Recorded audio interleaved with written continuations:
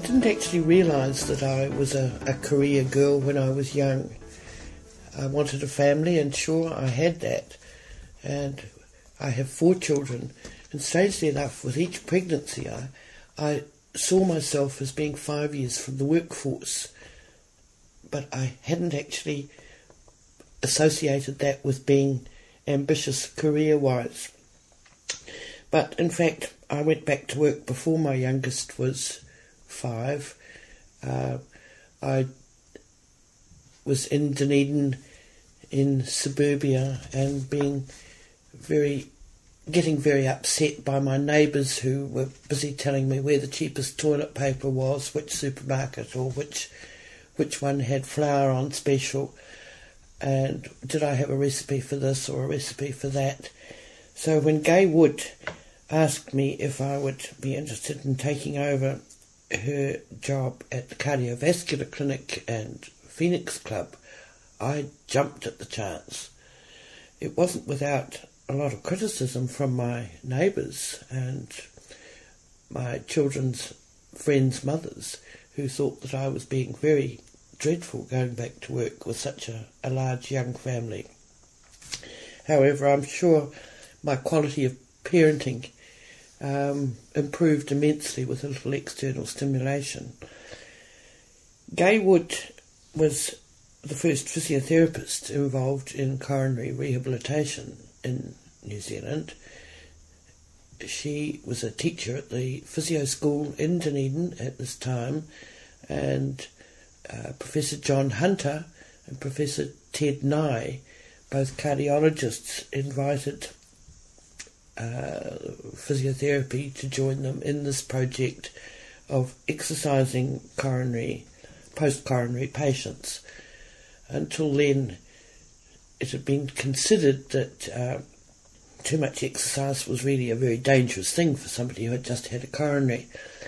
Ted and I had spent his sabbaticals in Uppsala in Sweden, and the Swedes were already onto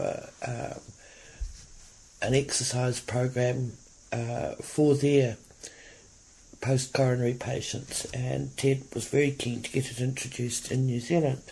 So, cardiovascular clinic, we saw these patients probably a fortnight after they had been discharged from hospital, and we had a very primitive ECG exercycle set up to see what was happening to their heart rate when we warmed them up a bit on the bike.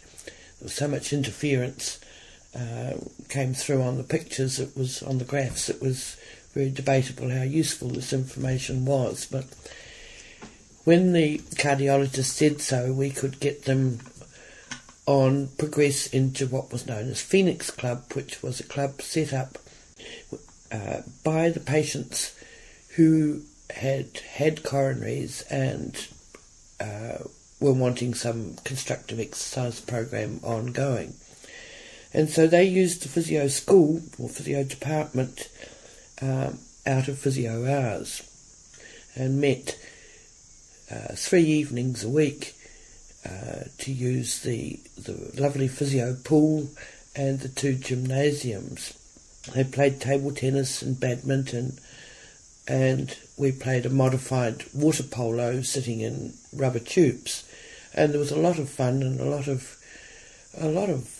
very good table tennis played, very high ranking, people who had been very good at table tennis in their youth got themselves very, very fit. And we would have visits from dietitians and other people. There were dietitians in the cardiovascular team, and these people really lived a very, very healthy lifestyle post-coronary and were a whole lot fitter than many of the general population at large. At one stage we wanted to do a trial to see just how fit the general population was, and my husband, who was in the Lions Club, we recruited Lions Club people to come down and test them at the gym. We had them playing some indoor basketball and doing some other fitness things, and our coronary club people were far, far fitter than this mob from the Lions Club. I looked after the coronary people for about 3 years, and then I handed over to Nancy Grant, another Dunedin physiotherapist, and the Phoenix Club became even fitter than they had been in my day. They started doing tramps. They did the Milford track and the Rootburn track, and they had a big tramp once a year. But they were all roaming over the Otago Peninsula Hills as part of their training program, and they were a very, very active group, we would have to say.